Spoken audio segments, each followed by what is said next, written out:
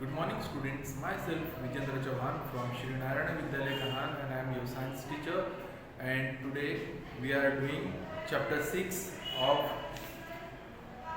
standard 7 measurement of physical quantities. And today we are moving forward on to the standardized measurement. So before starting this topic, student, one thing you have to make it clear that we had seen in the previous lecture the MKS system and the CGS system of measurement. So हम जो previous lecture में MKS और CGS के बारे में जो पढ़े, तो उससे हमको ये पता चलता है कि जो वैल्यूज़ है उनको हम MKS और CGS दोनों सिस्टम में मेज़र कर सकते हैं। और उसी तरह जो ये क्वांटिटीज़ होती है स्टैंडर्डाइज मेजरमेंट की, इसे हमने 2 पार्ट्स में फिर से डिवाइड किया है, फंडामेंटल क्वांटिटीज़ और international system of units. Fundamental quantities आपको इम्पॉर्टेंट वन थिंग हमेशा माइंड में रखनी है कि अगर हम कोई भी वेट मेज़र करते हैं तो वो दुनिया में कहीं भी उसका मेज़रमेंट सेम होना चाहिए।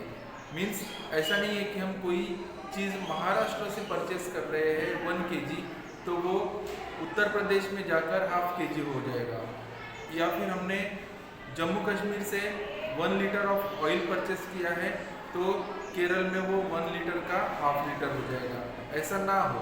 इसीलिए एक फंडामेंटल स्टैंडर्डाइजेशन, हमेशा एक फंडामेंटल क्वांटिटी देकर सभी तरफ वेट सेम होने चाहिए, इसके लिए एक रूल बनाया जाता है। तो unit of the quantities length and time need to be the standardise. मतलब सबसे जरूरी बात है कि लेंथ और टाइम जो है ये बहुत इंपॉर्टेंट है, और लेंथ और टाइम को स्टैंडर्डाइज करना बहुत ज़्यादा इंपॉर्टेंट है। उसी तरह such quantities are called fundamental quantities. और इस तरह से अगर हम बाकी चीज़ों को स्टैंडर्डाइज करते हैं तो सभी चीज़ें जो है वो कॉमन हो जाती है सभी तरह। सो स्टूडेंट्स, कोई भी चीज़ें वेरिएबल नहीं होनी चाहिए, चाहे वो लेंथ हो चाहे वो टाइम हो, कहीं भी किसी में भी वेरिएबिलिटी नहीं आनी चाहिए। हम कहीं भी जाए तो उसी टाइम से चलना चाहिए, कहीं भी जाए तो उसी लेंथ से भी हमको चलना है। इसके बाद हम पढ़ते हैं SI सिस्टम के बारे में। SI system means system international. तो ये इंटरनेशनल सिस्टम है। इंटरनेशनल सिस्टम में भी जो टाइम मेजरमेंट है वो सेम ही होता है, जैसे कि लेंथ को मीटर में और मास को किलोग्राम में और टाइम को सेकंड में मेजर किया जाता है। So this is the international system of units. Then similarly student, importance of accurate measurement. Accurate measurement का इंपॉर्टेंस क्या है और मेजरमेंट में एक्यूरेसी क्यों होनी चाहिए?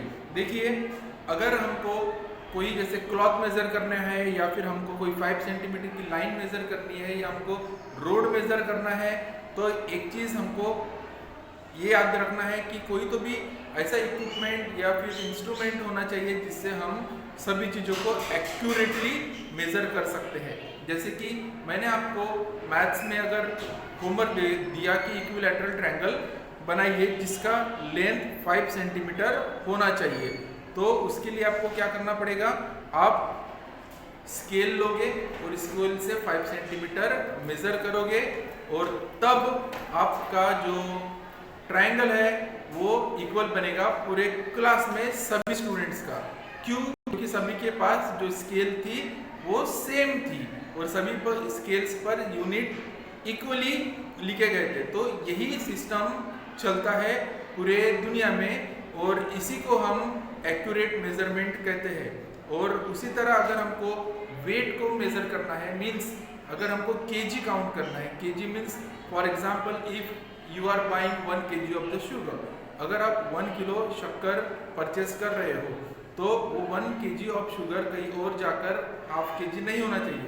उसके लिए अभी डिजिटल यूनिट्स आप मार्केट में देख सकते हो जो वेइंग मेजर्स होते हैं, और कुछ इस तरह के मेजर्स भी पहले देखे जा सकते थे, इस तरह के, ये देखिए। और एक तरफ ये वेट रखा जाता था और दूसरी तरफ कोई भी प्रोडक्ट जिसको आपको परचेस करना होता था। तो यहाँ पर इसका जब वेरिएशन अगर देखा जाए तो कहीं भी नहीं आना चाहिए, इसलिए ये इक्वल बनाए जाते थे। सो स्टूडेंट्स, इसी पर बेस्ड है आपका chapter measurement. So major causes of errors in measurement. So errors जो है वो किसी भी प्रकार का किसी भी मेजरमेंट में नहीं आना चाहिए, इसीलिए एक्यूरेसी मेंटेन करना बहुत ज़रूरी है। So I hope you understand this lecture. If still you have any doubt regarding this lecture, you can simply message me, call me or leave your voice message. Thank you.